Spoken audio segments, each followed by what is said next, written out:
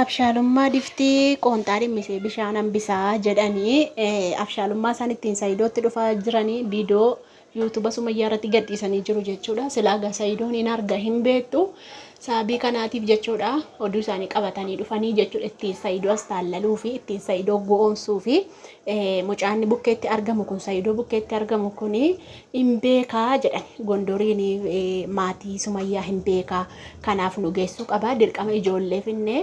Suma Saayidootti laannee dhannee sumayyaa baasuu qabna.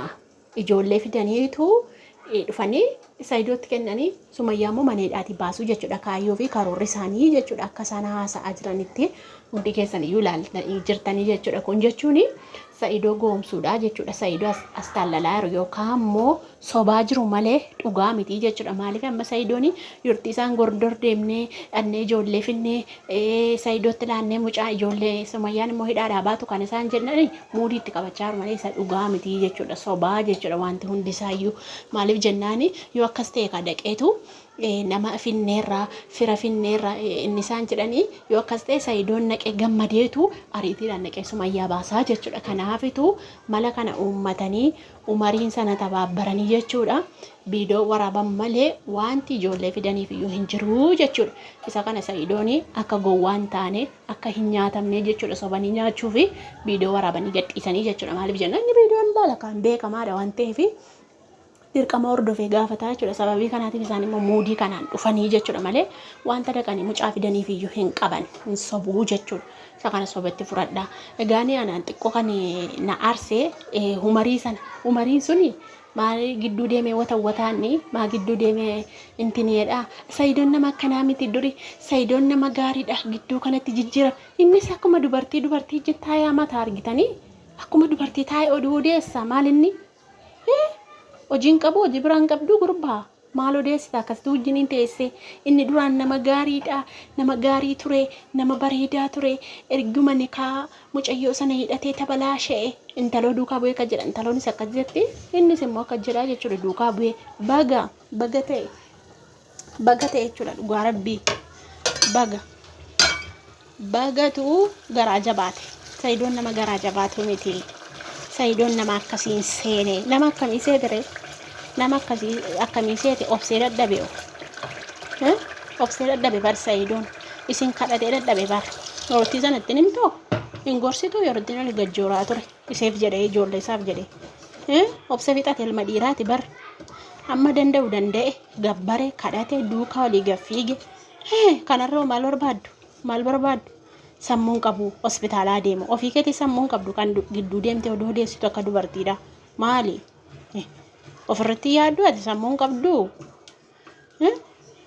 dura Saayidoon anaaf goddanyaa ture ittiin taloon immoo goddanyaa ture akka faamiliitti wallaalla bakka argisuma kaanii wal jibbine baga si jibbee si jalaa fi gurre si jalaa kufuu kana barbaadde miti maal barbaaddeeti kan akkas odeessitu isintoo ijoollee isaa dhossee isintoo ijoollee isaa galaafate sintoo fudhatee ittiin bade bakka ni hin anne yeroo ammaa kana gurbaan nuu dhaqeedhanii si ergannaatii nuu dhaqee jedhanii gurbaa ammaa kanaan gurbaa bira jiru kanaan ati bootaan beekta waan ta'eef ati iddoon beekta waan ta'eef bakka isaa maatii isaanii sirriitti beekta waan ta'eef ati nuu dhaqeedhani umarichis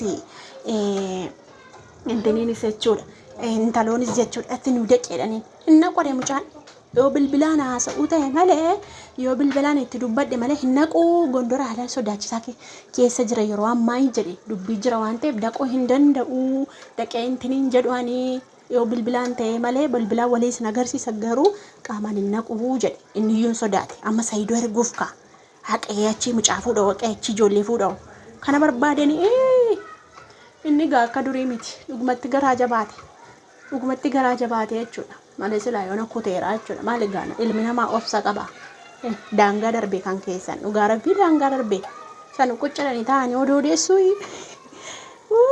buna dhaabbachuu siirra ture dhugaa rabbii afaan duwwaa afaan gogaa akka itti odeessitu kokkoortanii teessanii Saayidoon nama gaarii nama cimaa nama jaallatamaa leenca goota Oromoon qabdudha bar Saayidoon kan iddoo meeqatti dargaggoo sumayyaa yaafatte sana faffalaxe bakka hundumaatti jechuudha. Isa miti abaluun madeesse baga madeesse isaantu itti dhufe inni itti nan lafaa ka'ee nama hin xunne inni immoo ofirratti nama dhiisu.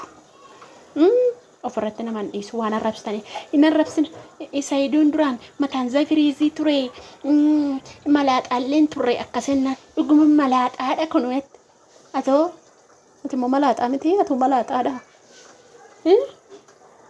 An kan na dhibu isheenillee haa jettu isheenillee gara Sumayyaa gorti haa jettu umarii sana isaa kapkaawwaa kanatti na dhibe malee maa kapkaawweedhaanni maa kapkaawwee hin dhugaa dhiisisitti badaa.